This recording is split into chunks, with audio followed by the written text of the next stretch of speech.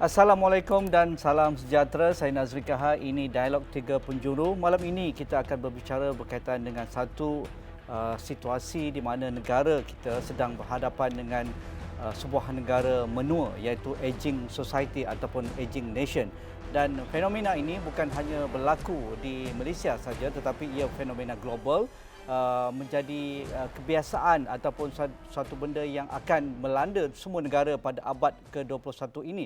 Tetapi apa yang lebih merisaukan apabila Malaysia antara negara yang begitu pantas akan merasai proses penuaan populasinya, kerana kelajuan Malaysia untuk menjadi sebuah negara menua ini lebih pesat berbanding dengan negara maju sesetengahnya, seperti negara Sweden misalnya, akan berhadapan dengan Malaysia akan berhadapan dengan populasi yang menua, iaitu sekitar 7% kepada 14% dalam masa 28 tahun sahaja, berbanding kalau Sweden mengambil masa hampir 112 tahun. Itu yang dicatatkan oleh PBB pada 2007. Dan anggaran PBB pada 2009, Malaysia akan mencapai sebuah negara status negara tua pada 2030, apabila populasi penduduk berumur 60 tahun akan mencapai taraf sekitar 15% dari jumlah populasi keseluruhan negara kita. Jadi, apakah perancangan Malaysia? Apakah polisi yang sesuai untuk menangani negara menua ataupun populasi yang menua ini? Dan apatah lagi apabila kita berinteraksi ataupun ingin menganjurkan populasi warga emas ini sentiasa berada di hadapan dalam aspek sosialnya, dari aspek pendidikannya dan juga aspek ekonominya. Dan pendidikan berterusan ataupun long life learning sudah menjadi perkara biasa, dan Malaysia juga tidak terkecuali ingin menjadi sebuah negara yang sentiasa terdedah ataupun proaktif untuk memastikan warga emas berada dalam landasan yang betul dalam pendidikan berterusan ini. Jadi untuk melihat perkara ini, kembali bersekolah dalam usia emas ini bukan suatu penghalang. Profesor Emeritus Datuk Seri Dr. Muhammad Mustafa Ishak sudah pun bersedia di talian, Naib Chancellor dan juga Ketua Eksekutif Perdana Universiti, mantan Naib Chancellor Universiti Utara Malaysia dan juga mantan Ketua Pengarah Jabatan Pendidikan Tinggi. Apa khabar, Prof? Baik, alhamdulillah, terima kasih. Terima kasih. Ini orang yang paling tepat untuk saya bertanya soalan-soalan sebegini berkaitan dengan usia emas dan juga pendidikan berterusan ini. Puan Rohani Abdullah ataupun Christian Legwood, pelajar ataupun masih menjalani ijazah Doktor Falsafah yang sekarang beliau laksanakan ataupun ikuti. Apa khabar Puan Rohani? Assalamualaikum. Baik. Waalaikumsalam. Terima kasih. Kita nak tahu lebih lanjut apakah bidang yang diceburi ataupun yang dilakukan oleh Puan Rohani untuk ijazah Doktor Falsafah ataupun PhD pada ketika ini dalam umur yang begitu berusia sekarang. Tahniah juga saya ucapkan pada Puan Rohani dengan semangat itu. Jadi seorang lagi dari Kuching, Sarawak, Dr. Kamil Salim, pemegang ijazah kedoktoran dan juga seorang aktivis budayawan. Dr. Kamil, apa khabar? Bagus. Assalamualaikum, selamat Hari Raya Dr. Kamil. Waalaikumsalam, selamat Hari Raya. Okey. Kalau kita nak mulakan Prof, dengan statistik yang saya angkat tadi, Malaysia antara negara yang terpantas untuk berhadapan dengan aging nation ataupun negara menua ini berbanding negara-negara maju seperti Jepun, Sweden, United Kingdom ataupun Amerika Syarikat. Tetapi ia bukan menjadi satu faktor penghalang untuk kita menyediakan polisi yang sesuai, polisi yang tepat untuk berhadapan dengan satu generasi yang ramai warga emas ataupun warga tua. Tetapi ia pastinya ada polisi-polisi yang tertentu. Apa pandangan Prof tentang hal ini? Ya, terima kasih Saudara Haji Nazri atas peluang yang diberikan kepada saya untuk turut terlibatlah dalam diskusi yang pada saya cukup penting, ya, satu perkara yang merupakan fenomena baru di Malaysia, ya, tapi tidaklah sebegitu baru kerana sudah pun ramai sebetulnya warga emas, ya, yang telah memulakan satu era baru dalam kehidupan mereka, ya, setelah bersara, setelah menamatkan perkhidmatan mereka. Mereka tidak duduk diam, mereka tidak hanya berehat di rumah menjaga cucu, ya, atau bermain dengan cucu, tapi mereka memajukan lagi diri mereka, ya, mengambil kesempatan dengan peluang yang ada ini untuk menambah ilmu, melanjutkan pengajian ataupun mengisi masa secara yang amat bermanfaat dan berfaedah, iaitu menambah ilmu, ya.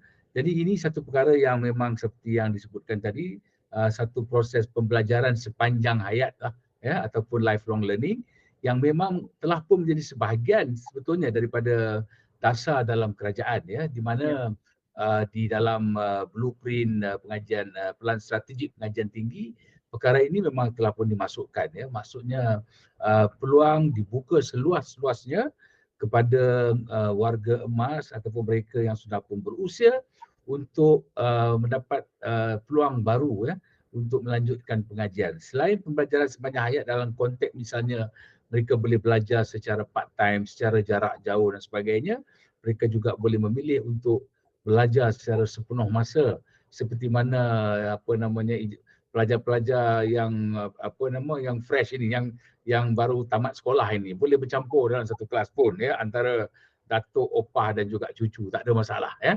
Jadi ini sudah pun berlaku, ya. Dan inilah satu perkara yang kita, pada saya patut alu-alukan lah, ya. Kita patut alu-alukan dan patut galakkan, kerana apabila kualiti hidup semakin meningkat, taraf kesihatan rakyat semakin meningkat, ya, keadaan ekonomi juga lebih baik. Warga emas ni, mereka ini kadang-kadang setengah daripada mereka ini mempunyai kedudukan kewangan yang jauh lebih baik daripada orang muda, ya, kerana mereka setelah pun bersara, wang mungkin tak banyak lagi nak digunakan untuk tengok wayang ke, nak beli baju baru ke, atau nak beli beg tangan baru dan sebagainya. Jadi wang itu boleh digunakan untuk membiayai pengajian, ya.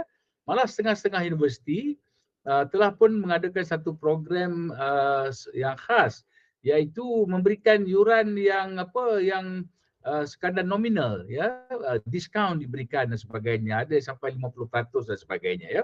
Jadi ini membolehkan peluang ini direbut seluas-luasnya dengan kadar yuran yang terjangkau, dan mereka boleh pilih apa sahaja bidang yang mereka mahu sesuai dengan kemampuan dan minat mereka. Jadi saya kira ini satu perkara yang kita patut wawarkan supaya lebih ramai lagi warga emas kita, ya, mereka yang berumur 50-60 tahun ke atas ini mendaftar beramai-ramai, mengikut kelas-kelas sama ada ijazah pertama, masters ataupun buat PhD, tak ada masalah, ya. Jadi ini yang saya rasa kita patut wawarkan seluas-luasnya. Ya, menarik. Puan Rohani, saya suka nak tanya lebih lanjut. Puan Rohani, seorang yang berasal dari Perancis, begitu lama tinggal di Kuala Terengganu dan juga di Malaysia, dan ijazah sarjana muda beliau dari Universiti tersohor di Paris, iaitu Universiti Sorbonne, dan sedang mengikuti kajian Dr. Falsafah sekarang jika tidak silap saya dalam bidang jurusan etnobotani di UMT. Jadi apa motivasi Puan Rohani untuk terus belajar lepas satu ijazah sarjana di UiTM, sekarang berada di UMT dengan umur yang begini, berusia, tetapi semangatnya begitu ampuh, begitu tinggi sekali Puan Rohani. Bagi sedikit kita punya pengenalan pada malam ini. Ya, saya bukan mau belajar, saya mau berkhidmat sebagai saksi daripada apa yang saya nampak selama setengah abad di kawasan saya duduk, kerana perlu. Kerana tak ramai orang yang jadi saksi yang perubahan yang terjadi di Terengganu, di negeri tradisi itu. Saya perlu belajar cara mau buat tesis. Itulah yang saya belajar.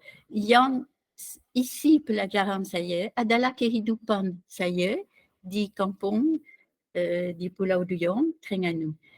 Tapi yang susah, cara nak jadi saksi yang seperti patut dari segi akademik. Itu yang saya belajar sekarang. Ya. Begitulah. Ya. Ini yang menarik minat saya untuk tahu lebih lanjut bidang yang dilakukan kajian, iaitu berkaitan dengan budaya, membuat kapal, kesenian masyarakat Pulau Duyung, membuat perahu dengan situasi kampung yang begitu tradisi sifatnya. Kita tahu bidang-bidang ini tidak ramai ada peminatnya, terutamanya di kalangan generasi baru. Apatah lagi Puan Rohani berasal bukan datang dari Nusantara, bukan datang berasal dari Malaysia, tetapi jauh dari bumi Perancis sana. Jadi ingin menjadi saksi dengan budaya-budaya yang begitu cantik, begitu menarik dan penuh dengan tradisi ini. Apa yang ingin dicatatkan dalam tesis Dr. Falsafah nanti? Saya mau catat perbezaan, ini dalam bahasa Inggeris kena fikir. Dan sebenarnya bila saya datang di Terengganu, saya nampak seni bina bermutu tinggi. Saya nampak juga banyak obat. Di mana-mana ada pokok obat. Pokok untuk makan, yang untuk jaga kesihatan. Semua itu saya terkejut. Bangunan nilai kesenian sama dengan Paris. Tetapi yang kita boleh cari makanan dan obat di sekitar kita, saya fikir satu sekitaran yang agak kaya di situ. Walaupun orang nampak miskin dari segi jumlah duit, tapi dari segi kehidupan memang patut dirakam. Begitulah sebab apa saya nak buat tesis. Selepas buat master, subjek yang lebih kurang sama, yang tentang cultural landscape in Terengganu, belajar kutip-kutip tanda-tanda kebudayaan yang hidup di kampung di sekitar saya hidup, di tempat saya hidup. Dan saya mesti teruskan untuk rakam apa yang saya nampak. Begitulah. Lepas ni kena cakap Terengganu dengan Puan Rohani. Dr. Kamil, ini orang Sarawak juga penuh dengan budaya. Dan kita tahu Dr. Kamil seorang aktivis budayawan di Sarawak, seringkali diundang ke media, televisyen dan juga menyampaikan syarahan dan sebagainya. Sebagai orang berusia emas tetapi sentiasa ada semangat untuk menambah ilmu-ilmu baru dan ke tahap Dr. Falsafah yang kedua seterusnya ini. Jadi apa yang memberi inspirasi, memotivasikan Dr. Kamil sebenarnya? Saya selalu berfikir bahawa education ni never habis tau, gitu. Sebab contohnya kepada saya dulu kan, selepas saya mengambil degree dalam graphic design misalnya, saya banyak bekerja di swasta dan daripada situ saya dapati banyak kekurangan bila saya nak membuat syarikat sendiri. Apa yang kurang kepada saya ialah cara mentadbir, cara kewangan, cara marketing dan sebagainya kan. Jadi saya rasa selepas itu pengalaman saya ambil masters dalam MBA di Universiti Kelantan.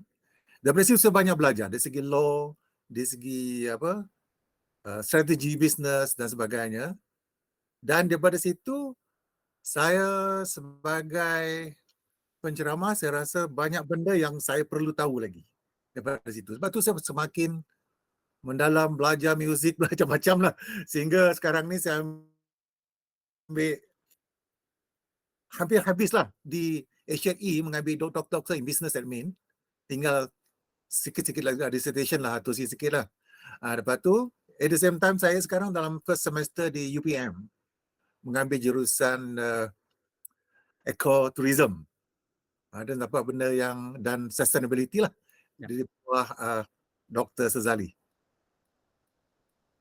Itulah antara sebab lah saya mengambil jurusan pertama-tama ni lah. Ya, bagi Dr. Kamil secara peribadi, ini adalah untuk kepuasan diri sendiri dalam karier sebagai seorang ahli perniagaan ataupun sebenarnya untuk sentiasa dahagakan ilmu, Dr. Kamil? Saya kedua-duanya sebenarnya. Kedua-dua. Satu memang saya nak tambah sebab saya tahu ada saja yang kurang. Yang kurang. Macamnya lah, bila kita nak buat menyanyi, misalnya kan. Kita perlu tahu muzik juga. Dan belajar muzik kena main piano, dan main piano kena main keyboard. Jadi bila kita complete dalam tu, jadi kita rasa kepuasan tu ada. Di samping menjadi sumber rezeki untuk kita dan berkhidmat untuk masyarakat. Sebab itulah main punca utama saya menambahkan ilmu ni. Menarik. Okey, Prof, Dr. Mustafa, sebagai orang lama dan berada dalam bidang pendidikan tinggi amat lama sehingga sekarang ini, apa sebenarnya yang Prof rasakan bidang-bidang yang sesuai bagi warga berusia emas ni? Adakah semua bidang sesuai, sama ada bidang-bidang yang berbentuk digitalisasi, AI ke, ataupun big data, ataupun sustainability, ataupun berkaitan dengan agro makanan, sesuai untuk warga emas kerana mereka sudah berada dalam usia persaraan. Pastinya mereka tidak perlu lagi untuk melanjutkan dalam bidang-bidang yang akan memberi nilai tambah dalam karier mereka. Jadi apa bidang yang Dr. Prof rasakan sesuai, seperti mana Puan Rohani tadi, memang saya rasa inilah paling sesuai berkaitan dengan budaya, dengan masyarakat, situasi kampung dan sebagainya. Begitu juga dengan Dr. Kamil. Jadi adakah ini memang tepatlah contoh yang kita bawa pada malam ini, Prof?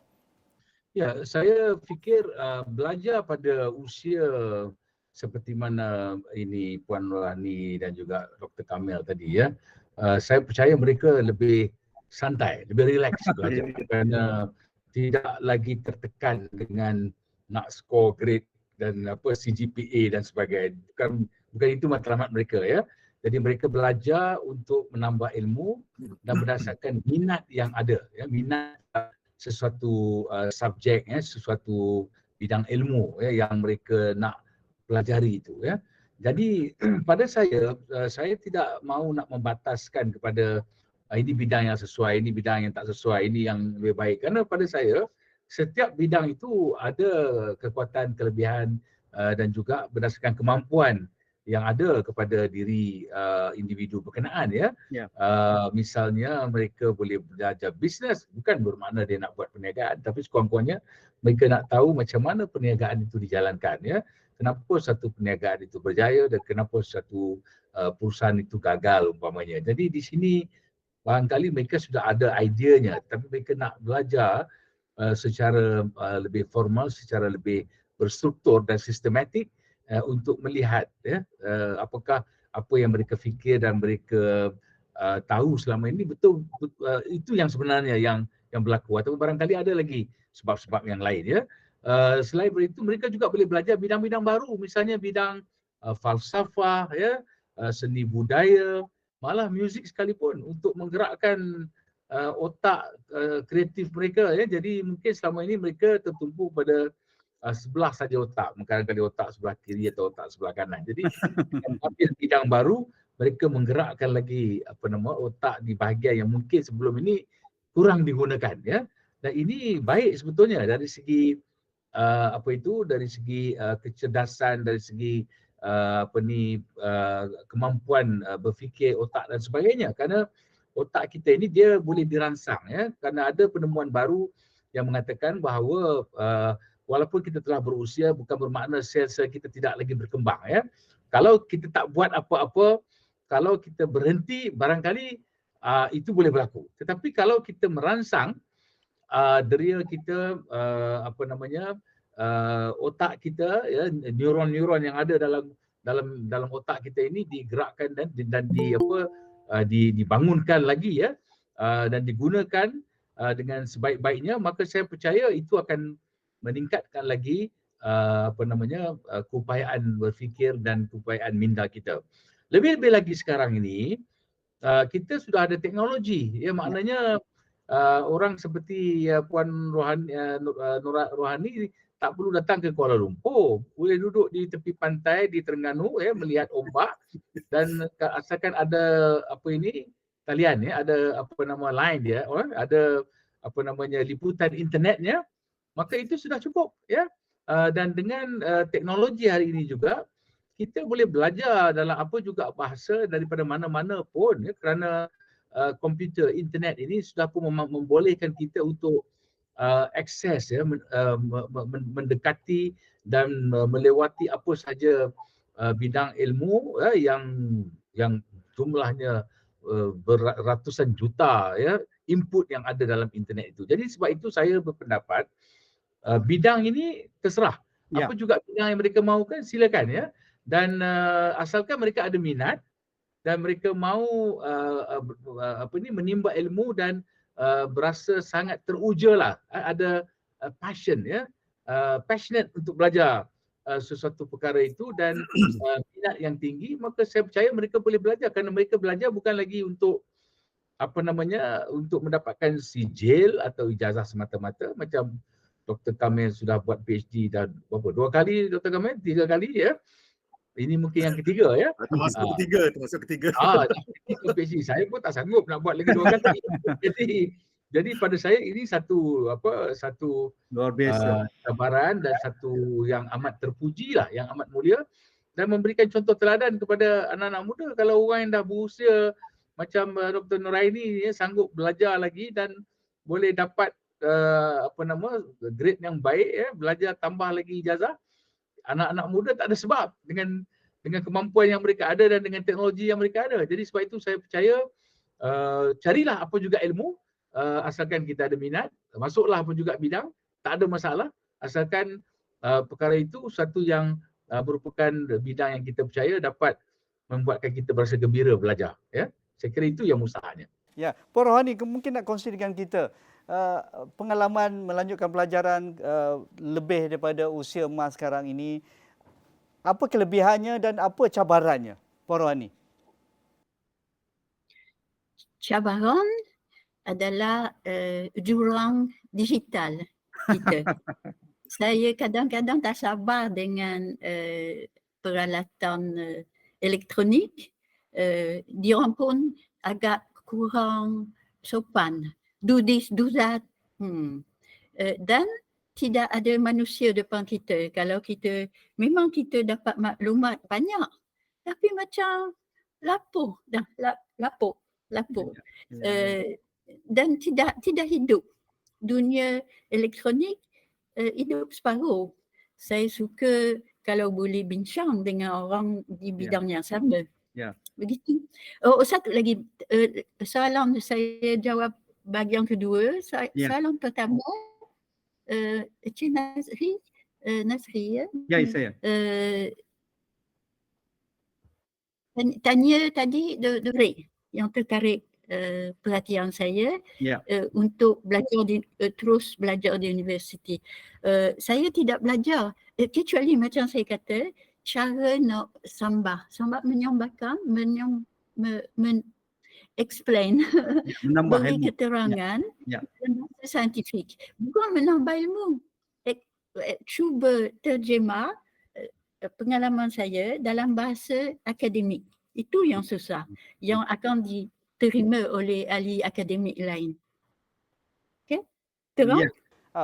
Adakah pengalaman yang sama dialami Dr. Kamil? Kerana perubahan teknologi begitu pantas, menggunakan gadget, menggunakan peranti dan pembelajaran dalam talian seperti mana kita lakukan temu bual sekarang ini perkara yang biasa bagi pelajar-pelajar sarjana dan juga doktor falsafah dan jarang kali bersemuka dengan supervisor ataupun mentor dan sebagainya. Adakah itu satu cabaran ataupun Dr. Kamil sudah biasa sebenarnya? Saya ni kalau teknologi memang saya favorite betul. Memang saya amat suka. Sebab tu bila di universiti saya suka mengajar ICT. Memang saya suka. Dan kita tak boleh lari daripada teknologi sebenarnya. Sama sekali dalam bidang saya kan, kalau bidang muzik ni, contohlah saya nak buat satu lagu kan, saya boleh gunakan merata pemuzik daripada seluruh dunia. Contohnya saya buat satu lagu, saya boleh ambil pemain drum daripada Ecuador, pemain bass daripada Amerika, ada satu daripada Riau. Yang baru-baru ni saya buat lagu Perigi Biru, saya menggunakan ahli gendang daripada Riau. Lepas tu kita ambil, dihantar pakai email saja ataupun telegram. Lepas tu masuk, kita adun balik kat sini, mastering kita boleh hantar dekat Germany dalam satu hari je. Betapa pentingnya teknologi ni, sama sekali dalam bidang muzik. Begitu juga dalam bidang videografi, sama juga. Dari segi pelajaran, memang amat berguna kan. Macam-macam lah pendapat sana, pendapat sini kan, kita boleh kumpul maklumat terlalu cepat lah, terlalu mudah. Sebab tu, salah satu sebab saya kenapa saya nak ambil PhD satu lagi ni, sebab saya rasa dia amat pantas work smartly lah. Kita nak belajar sekarang, bukan macam dulu-dulu lagi. Sikit lagi Puan Rohani, bidang Puan Rohani ini saya rasa satu bidang yang begitu unik dan juga melakukan kajian itu pastinya memerlukan pengalaman secara bersemuka dengan penduduk kampung, pembuat kapal, pembuat batik dan seumpamanya, dan juga yang menggunakan herba-herba di sekeliling kampung untuk tujuan perubatan dan sebagainya. Adakah itu masih dilakukan dalam kajian untuk menyelesaikan tesis Dr. Falsafah Puan Rohani? Saya nasib baik sebab saya start 50 tahun yang dulu. Tahun 1982.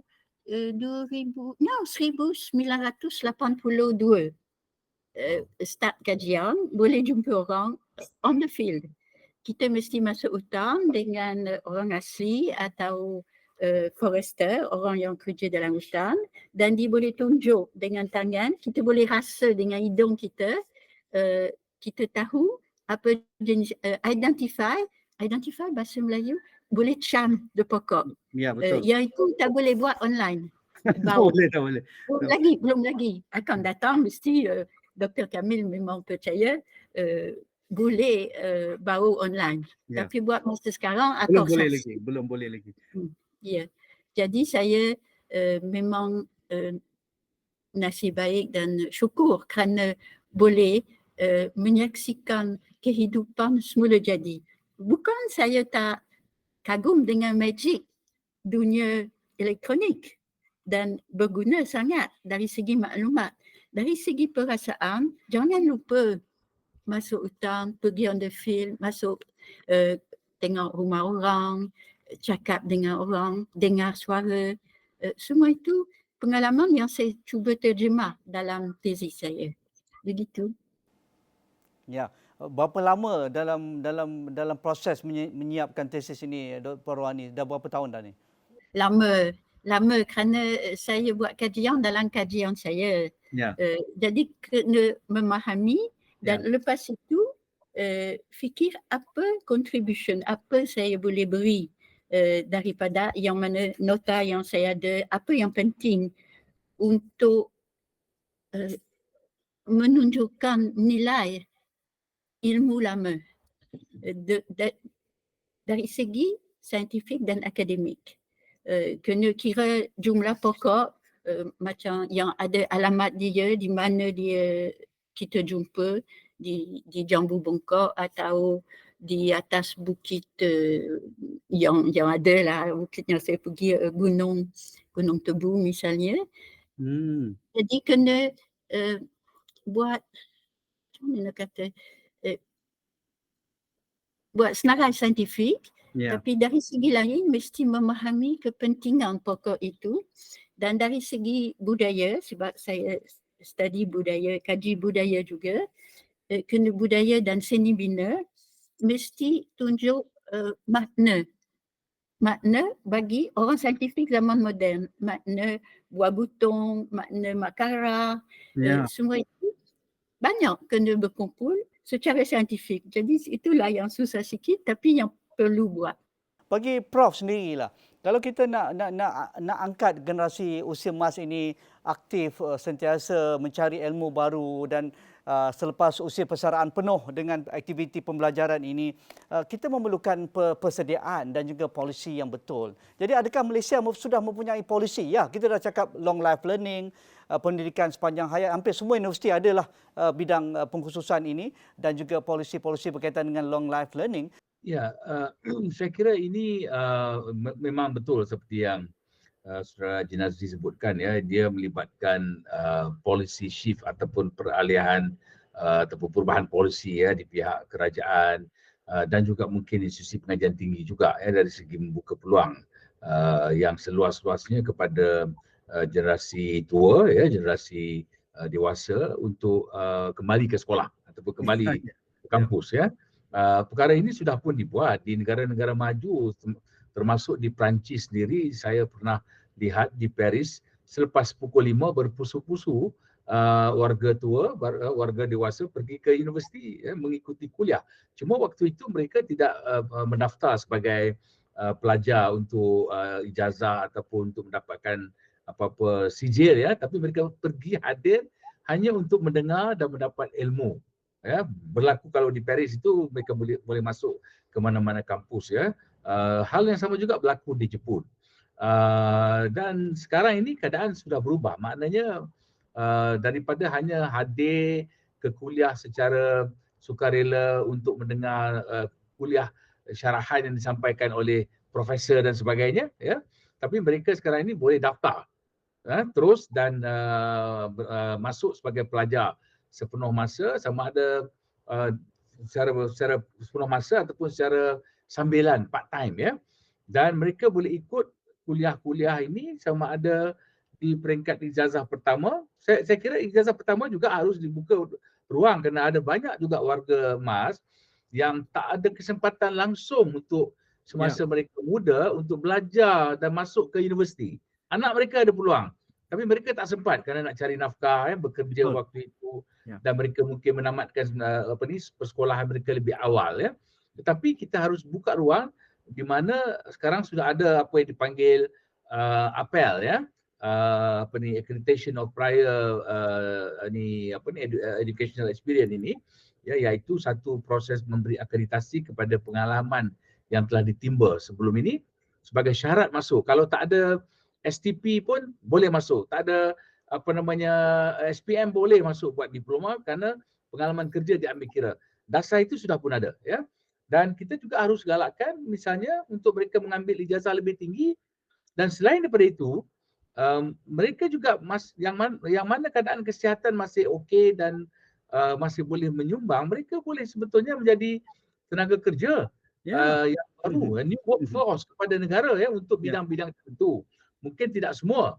Kalau kita lihat di Singapura kalau kita melintas ke sepadan, kalau kita lihat di tandas-tandas awam dan sebagainya, semuanya warga tua yang bekerja. Tapi saya tak bermaksudlah untuk warga tua pergi ke situ Tetapi menunjukkan bahawa mereka boleh diberikan peluang pekerjaan baru, tidak secara sepenuh masa tetapi secara part time dan tidak lagi bergantung sepenuhnya kepada bantuan kerajaan dan sebagainya.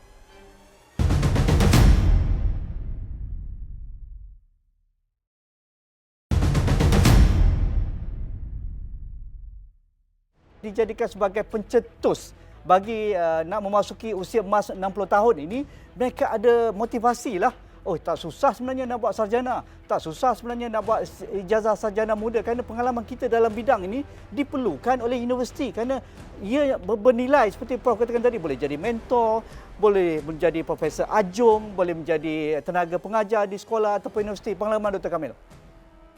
Bagi saya kan dalam bekerja dalam swasta ni kan amat penting teori dengan praktikal itu sama ada tau. Kena ada. Seiring, sejalan Ya. Kalau ada praktikal, teori tak ada pun kurang. Kalau ada teori, praktikal kurang pun susah.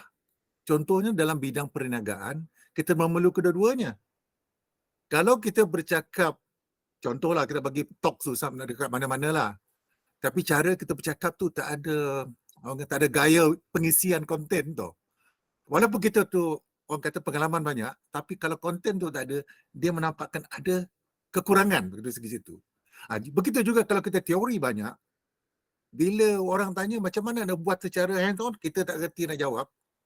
Ini susah juga. Itu saya rasakan amat penting kedua-duanya ada. Tapi ini terpulang kepada bidang-bidang tertentu tak semestinya semua bidang ada. Betul. Tapi bidang saya memang amat memerlukan. Contohnya di segi praktikal drama misalnya kan.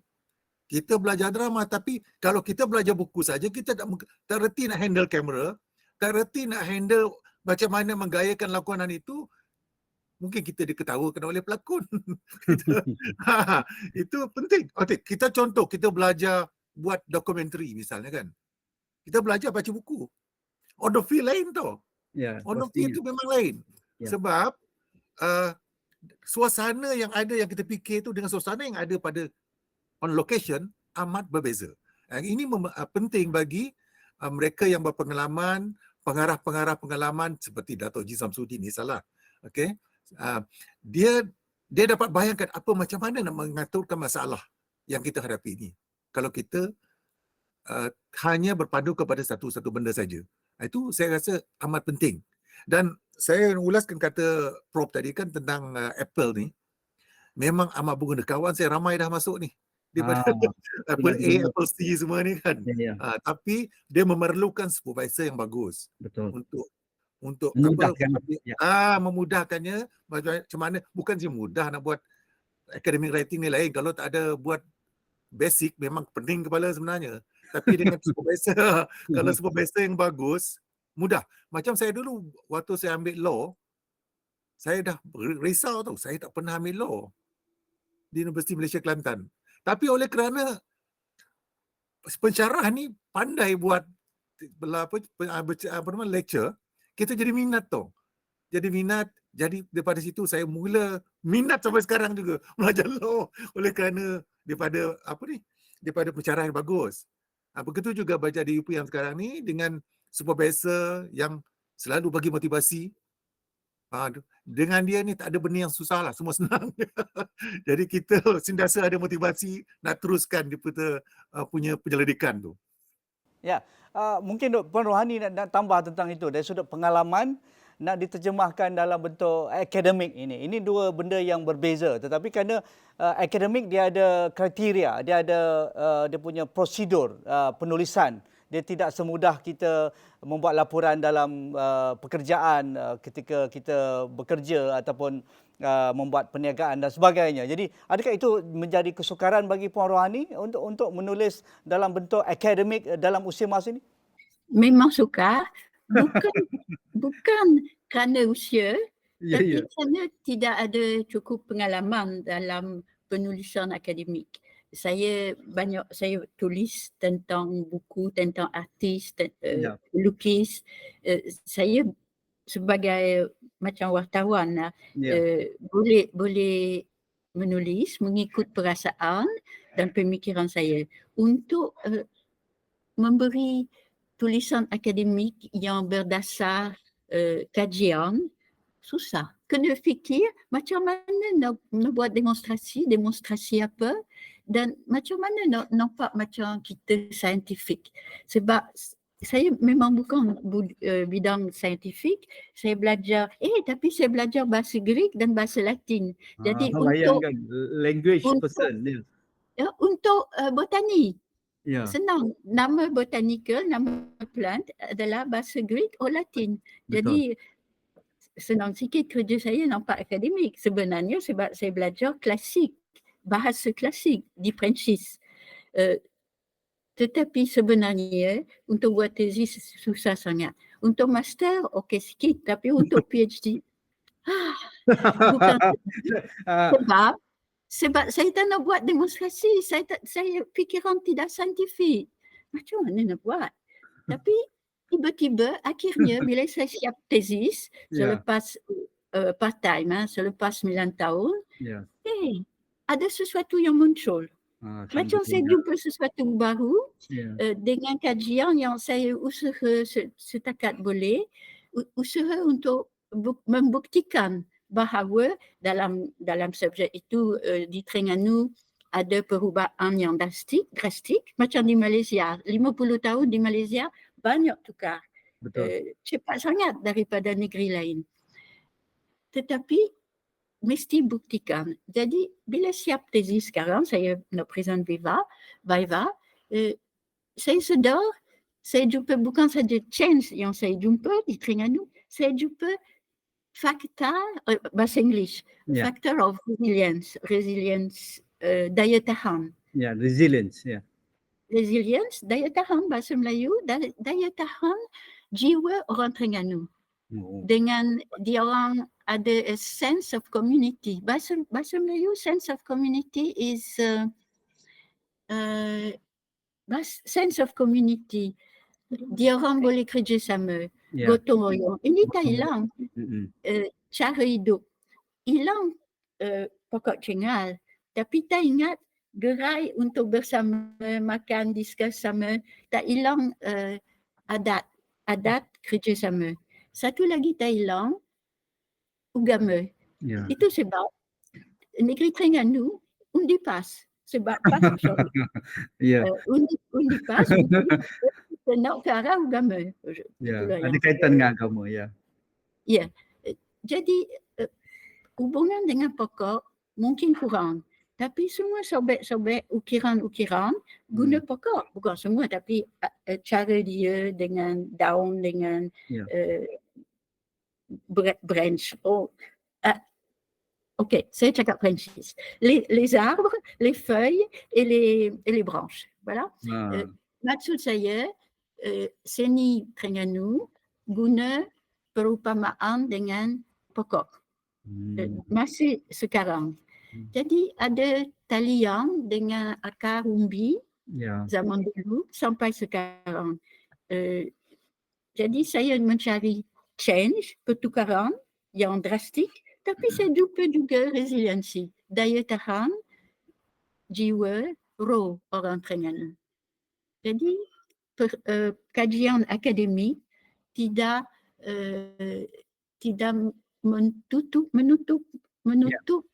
pemikiran falsafah yang ada pada orang Perancis.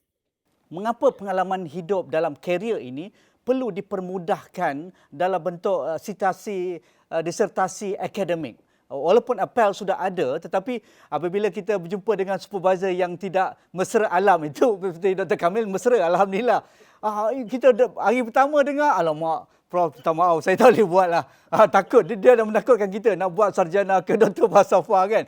Semuanya pasti ada elemen-elemen akademik. Saya rasa sekarang profesor-profesor dan pensyarah supervisor kita ingin ramai anak didik mereka kerana itu juga menjadi KPI mereka kan Prof. Jadi macam mana lagi nak memudahkan lagi warga usia emas ini apabila dah masuk transisi 55 tahun tu mereka sudah ada plan untuk memasuki dunia akademik dengan membuat kajian-kajian ilmiah dalam bidang yang mereka suka tu Prof. Ya, saya boleh kongsi sedikit pengalaman lah. Saya pernah menyelia 2 orang warga emas ya, dekat PhD. Salah satunya yang disebut nama oleh saudara Dr. Kamil, ya, Arwajin Samsudin. Saya menyelia beliau untuk bidang sejarah perfilman yang mana beliau mengkaji 50 filem-filem Melayu daripada tahun 1930-an sampailah 60-an ya. Dia ambil 50 filem-filem Melayu dan dia mengkaji macam mana evolusi bahasa Melayu itu dalam filem dan juga bagaimanakah citra imej sejarah diangkat ke filem berdasarkan kepada 50 filem-filem Melayu yang dia kaji ni. Sebab filem itu merupakan sebuah rakaman peristiwa sejarah dan satu episod masa ya. Ada kapsul masa pada ketika itu dan di situ kita dapat lihat bagaimana beliau menggunakan pengalaman dia sebagai pelakon, sebagai pengarah, sebagai producer dan sebagainya untuk menggarap apa yang dia ada ilmunya untuk dia terjemahkan, dia pindahkan ke dalam bentuk satu penulisan akademik. Cabarannya di situ seperti yang Puan Rohani sebut tadi. Ilmunya ada, pengetahuannya ada, tapi nak pindahkan kepada satu kertas akademik ya dengan nak menulis proposal, nak buat nak apa namanya ini literature review ya. Ini semua memberikan satu satu cabaran besarlah kepada mereka kerana mereka tak pernah belajar ini semua ya. Jadi dan saya menyelia beliau bersama dengan rakan saya Profesor Ranjit. Ya, Profesor Ranjit ini memang lebih tegas dan lebih keras sedikit daripada saya dan saya dapat melihat bagaimana pelajar-pelajar PhD yang berusia ini berasa begitu tertekan sedikit ya, tapi dia datang kepada saya membuat secara yang lebih santai ya untuk menyebabkan mereka lebih tenang dan akhirnya boleh siap. Dia bermula PhD-nya pada usia yang lebih pada pertengahan 60-an dan bila siap sudah dekat 70. Ya. Jadi dan dia mengatakan saya mau buktikan bahawa saya adalah salah satu-satunya generasi studio Jalan Ampas zaman era P.Ramlee yang boleh buat sampai ke peringkat PhD dan beliau buktikan. Hebat. Dia dulu PhD ya di peringkat pada usia yang sudah 70 tahun dan sempat memberi sumbangan sebelum beliau melalui era kesihatan yang mula menurun ya sehingga beliau meninggal dunia. Jadi dan beliau menggunakan pengalaman itu untuk memberi motivasi kepada banyak anak-anak muda ya, bintang-bintang muda, sehingga mereka ini kemudiannya tergerak hati untuk sambung belajar kerana mereka melihat seolah-olah mereka sudah tak ada peluang lagi. Zaman persekolahan dah selesai, zaman belajar dah selesai, mereka sedang berkarya dan adakah cukup waktu untuk mereka nak sambung belajar. Tetapi Jin Samsudin telah tunjukkan dia boleh buat ya dan berjaya. Jadi itu satu. Kemudian ada seorang hakim daripada Indonesia yang sudah pun 60-an lebih ya, sudah banyak dia buat kendalikan kes-kes, macam-macam kes lah di mahkamah sebagainya. Beliau hakim mahkamah rayuan, kemudiannya beliau belajar untuk melihat, mengkaji semula bagaimana undang-undang dan peraturan-peraturan pilihan raya di Indonesia dan sebagainya. Beliau cuba memberikan implementasi. Ambil masa lama juga nak siapkan ya. Tapi saya melihat bagaimana sebetulnya mereka ini ada banyak pengalaman dan ilmu yang sebetulnya tak ada pada orang lain. Sebab mereka ni belajar melalui pengalaman mereka. Macam banyak pelakon-pelakon lama dulu yang mana dia tak pergi sekolah filem, dia tak pergi sekolah seni lakon, dia tak belajar muzik secara formal macam P. Ramlee umpamanya. Tapi mereka ada ilmu itu, tapi bagaimana mereka nak terjemahkan nanti ke dalam bentuk akademik dan akhirnya dapat diterbitkan bukunya. Ya, setelah siap tesis, bukunya diterbitkan dan orang muda generasi hari ini dapat membaca bagaimana apa yang telah beliau hasilkan sepanjang kajiannya selama beberapa tahun diberikan PhD. Jadi sebab itu saya katakan tadi, jangan underestimate lah, jangan kita memandang rendah kemampuan orang-orang berusia emas ini ya, yang sudah pun bersara untuk mereka menghasilkan sesuatu yang mungkin menjadi sumbangan kepada generasi yang akan datang.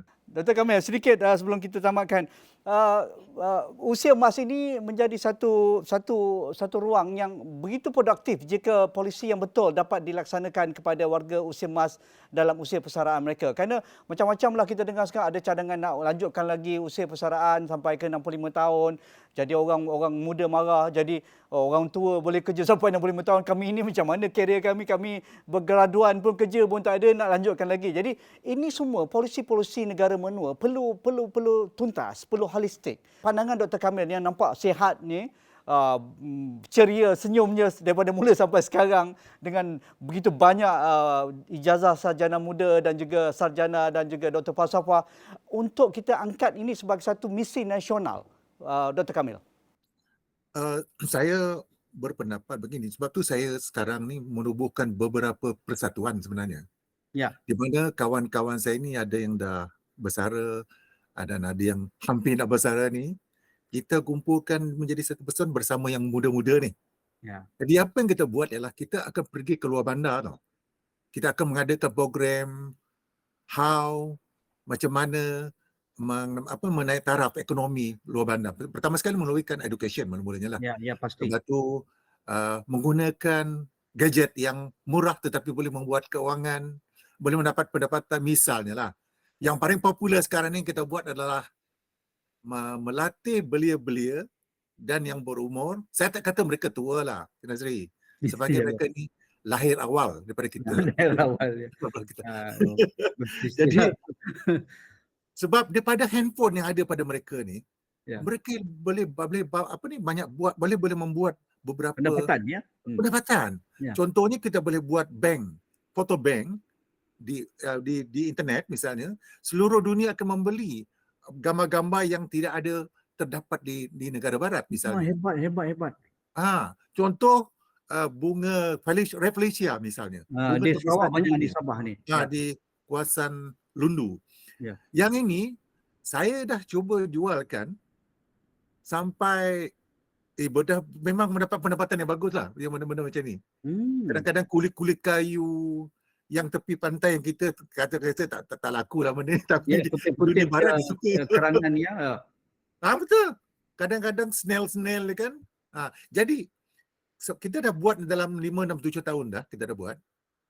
Dan alhamdulillah mereka ni dah ada yang tak tinggi pelajaran misalnya, boleh bisa membuat orang kahwin dengan handphone, birthday, event-event orang buat dengan handphone, dengan boleh lah at least dalam 1,000 lebih ke 2,000 sebulan mereka mendapat pendapatan malam-malam ini. Jadi kita sentiasa bergerak daripada bahagian-bahagian di Sarawak misalnya. Menarik. Untuk mempamerkan betapa pentingnya handphone ini boleh menjana pendapatan misalnya. Bukan handphone saja sebenarnya, banyak benda-benda lain lagi lah yang kita boleh bantu. Ya. Menarik.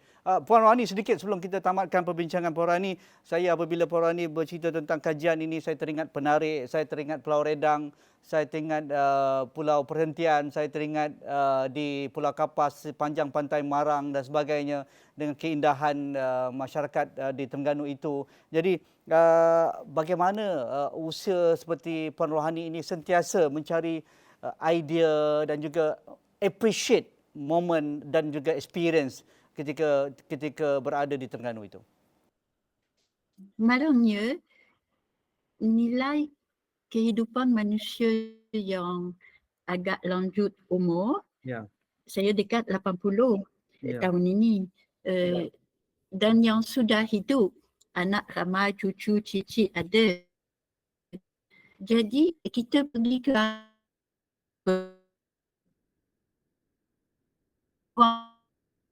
business online, family saya buat,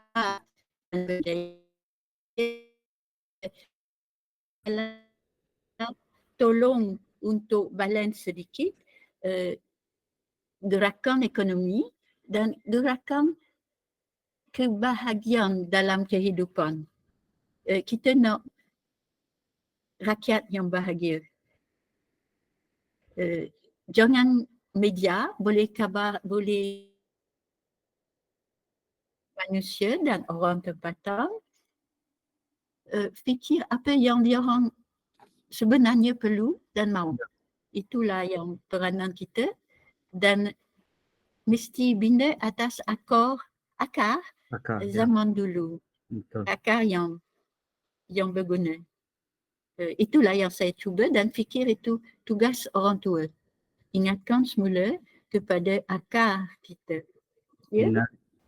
Akhir sekali Prof, dalam hal ini perlu ada pelibatan dan polisi yang strategik, berstruktur dan juga gabungan kesepaduan antara generasi. Ya, kita tahu istilah silver economy, apa yang disebutkan silver economy, iaitu ekonomi yang mana wujud satu sektor baru berasaskan kepada meningkatnya demografi penduduk yang berusia. Ya.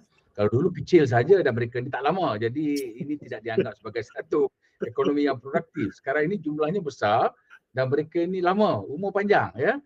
Jadi akibat daripada itu, kalau tak dibangunkan potensi ini, dia mungkin menjadi beban kepada negara kerana kerajaan terpaksa menanggung kos pembiayaan kesihatan, rumah orang tua, ya, dan sebagainya. Tetapi ini juga kita lihat, kalau kita terus memastikan warga emas kita, orang-orang lama ini, ya, terus sihat, dapat terus belajar, mereka boleh menyumbang dan mereka juga sebetulnya boleh membantu dari segi pembangunan silver economy ini, ya, satu sektor ekonomi baru yang mana keperluan untuk orang-orang tua, orang-orang dewasa ini banyak keperluan baru, ya, bukan saja healthcare tapi juga mereka ada keperluan baru dan merupakan satu sektor ekonomi yang ada potensi besar kalau jumlah penduduk dewasa ini meningkat, ya. Jadi ini harus dilihat sebagai bukan satu bebanan kepada negara tapi sebagai satu potensi ekonomi yang baru, ya, kerana warga emas bertambah dari segi jumlah dia dan jangka hayat dia. Maka di sini yang tadi yang Haji Nazri sebutkan bahawa perubahan dari segi dasar perlu dibuat untuk kita memenuhi keperluan silver economy ini untuk membangunkan ekonomi demografi yang berusia ini supaya mereka ini dapat bukan menjadi bebanan kepada negara tapi mereka boleh bagi sumbangan kepada KDNK negara, kepada peluang pekerjaan baru dan sebagainya. Dan empowerment kita, memperkasakan generasi dewasa, generasi lama ini dengan ilmu pengetahuan melalui lifelong learning, pendidikan sepanjang hayat, ini harus dilihat sebagai satu polisi yang serius, satu dasar yang patut kerajaan lihat secara teliti lah, ya. Mungkin perlu ada penambahbaikan, perlu ada perubahan di sana sini yang perlu dibuat. Kerana setakat ini wacana tentang perkara ini belum lagi meluas. Kita melihat seolah-olah generasi tua ini sebagai satu beban kepada negara, sedangkan saya juga dah generasi tua, saya dah 63 . Jadi sebenarnya kita masih boleh bagi sumbangan kerana pengalaman kita dan apa yang telah kita kumpulkan selama ini. Jadi ini yang saya nampak patut kita wawarkan dan perluaskan wacana ini supaya dapat sampai kepada di peringkat policy makers di atas sana, supaya mereka dapat lihat ini sebagai satu potensi baru untuk ekonomi negara. Itu sahaja bersama saya Nazri Kahar dalam Dialog 3 Penjuru malam ini. Assalamualaikum, kita jumpa lagi.